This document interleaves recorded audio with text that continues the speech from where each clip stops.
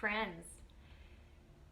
This week in church, we are talking and thinking together about intention and what it means to bring intention, to bring care and thoughtfulness into the ways that we relate to people in our lives, like family and friends and people that we love, and how important it is to bring deep thoughtfulness and deep care and deep love into our interactions with friends and loved ones and the choices that we make. So I've got a story for you. It's called The Agreement, and it's by Barry Lopez. Once upon a time, before there were any people walking around in this valley, there were bears. They had an agreement with the salmon. The salmon would come upriver every autumn, and the bears would acknowledge this and take what they needed. This is the way it was with everything. Everyone lived by certain agreements and certain courtesies, but the salmon and the bears had made no agreement with the river. It had been overlooked. No one thought it was even necessary. Well, it was.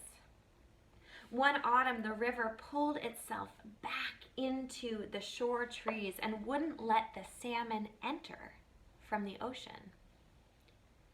Whatever they would try, whenever they would try, the river would pull back and leave the salmon stranded on the beach. There was a long argument, a lot of talking and arguing, and finally, the river let the salmon enter. But when the salmon got into this country where the bears lived, the river began to run in two directions at once, north and south. So one side was running north, the other side that had split off was running south.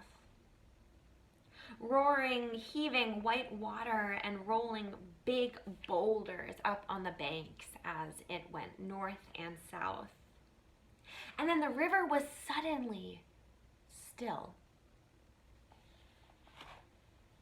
The salmon were afraid to move. The bears were standing behind trees, looking out, peering around the trees, trying to figure out what had happened.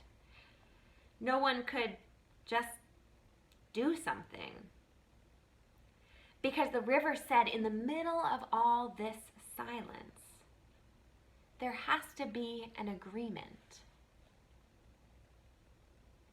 No one can just do whatever they want.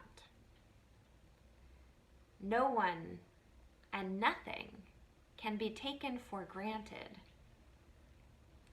So for several days, it took several days, they spoke about this. The salmon said who they were and where they came from. The bears spoke about what they did, what powers they had been given.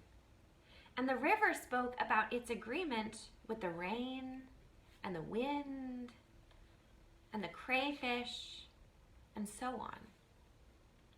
Everybody said what they needed and what they would give away. And then a very odd thing happened.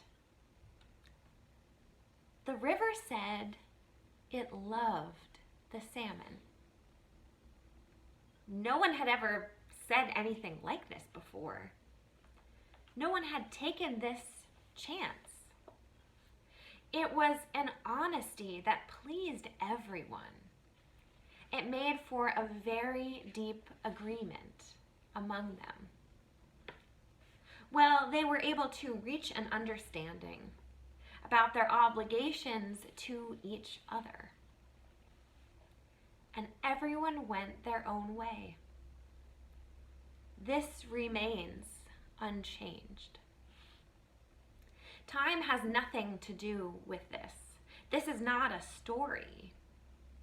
When you feel the river shuddering against your legs, when you stand in a river, you are feeling the presence of all these agreements. The end. Have any of you stood in a river before and felt that rushing feeling, which can be thought of and imagined to be the presence of these agreements? Agreements of how we are going to be together. One of the things about our faith tradition is that we rely on covenants or agreements on how we want to be together, how we want to treat each other, and what intentions or care or thoughtfulness we want to bring to relationship. So I invite you to think this week a little bit about what are some agreements in your life, either spoken or unspoken. Where maybe do you assume that there's an agreement, but really we need to have a conversation? It's interesting and important work right now. And it's worth it. It's hard work and it's worth it. So I invite you to join me in this work this week. And please know that all of us at the church are thinking of you and sending our love to each and every one of you.